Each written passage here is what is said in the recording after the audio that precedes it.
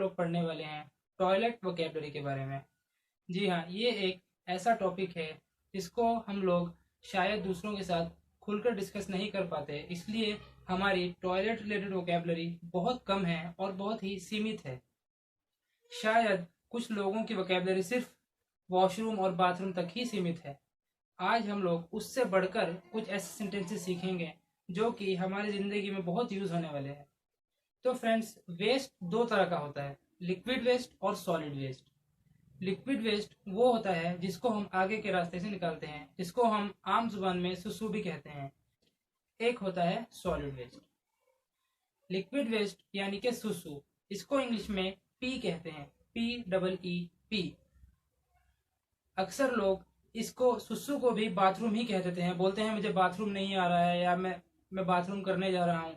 मैं बाथरूम करने जा रहा हूँ ये तो ठीक है, मगर बाथरूम नहीं आ रहा है, ये कौन सा ग्रामर है भाई।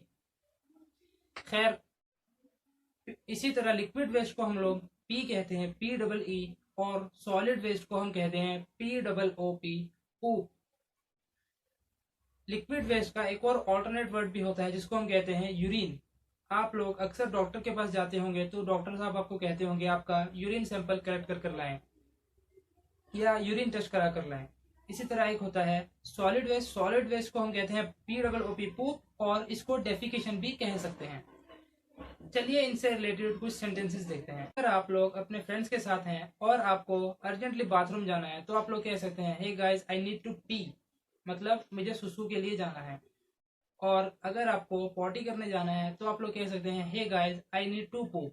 मगर पी और पूप ये वर्ड्स आप पब्लिकली यूज ना करें, क्योंकि ये पब्लिक में यूज नहीं किए जाते। आप लोग अगर पब्लिक में या ज्यादा लोगों के दरमियान बैठे हैं, आप उस वक्त कह सकते हैं I need to go to washroom या I need to go to bathroom.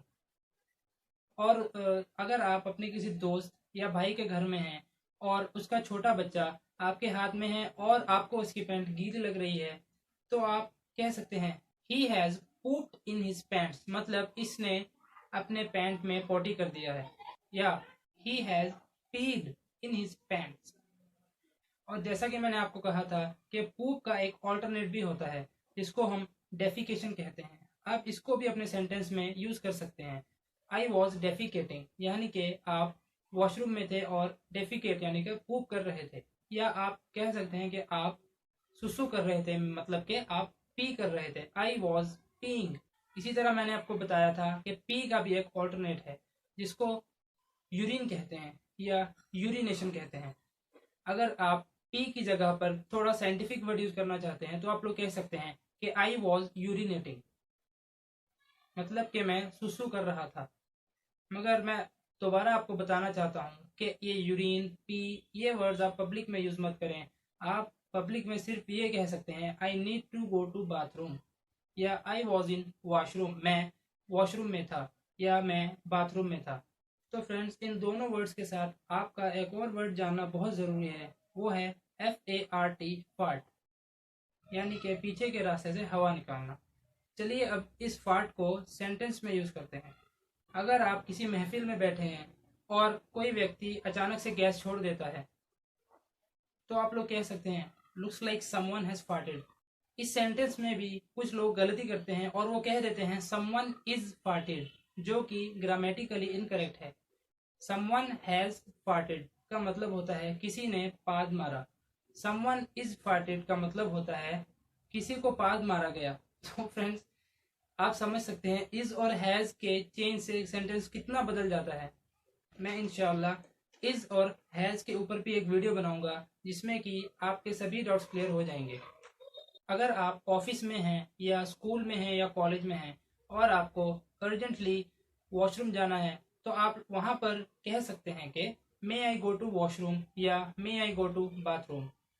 आप लोग सोच रहे होंगे कि bathroom, washroom, restroom, toilet, WC, etcetera etcetera, ये इतने सारे वर्ड्स क्यों हैं। तो फ्रेंड्स, अलग अलग कंट्रीज में अलग अलग वर्ड्स यूज़ किए जाते हैं।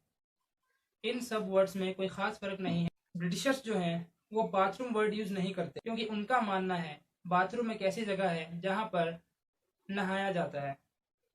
आप इनमें से कोई भी वर्ड यूज कर सकते हैं, दैट इज कम्प्लीटली ओके। अगर आपके घर में छोटे बच्चे हैं और आप उनके साथ इंग्लिश प्रैक्टिस करना चाहते हैं तो छोटे बच्चे को आप कह सकते हैं, अगर वो आपके घर में ही कहीं बाथरूम कर रहा है तो आप उसको कह सकते हैं, hey bro don't pee here और don't poop here, use washroom और यूज बाथरूम। इसी के साथ मैं अपना ये वीडियो यहीं पर ख़त्म करता हूँ और उम्मीद करता हूँ कि आपको पूप, पी, डेफिकेशन, यूरिनेशन और फार्ट में डिफरेंस पता लग चुका होगा।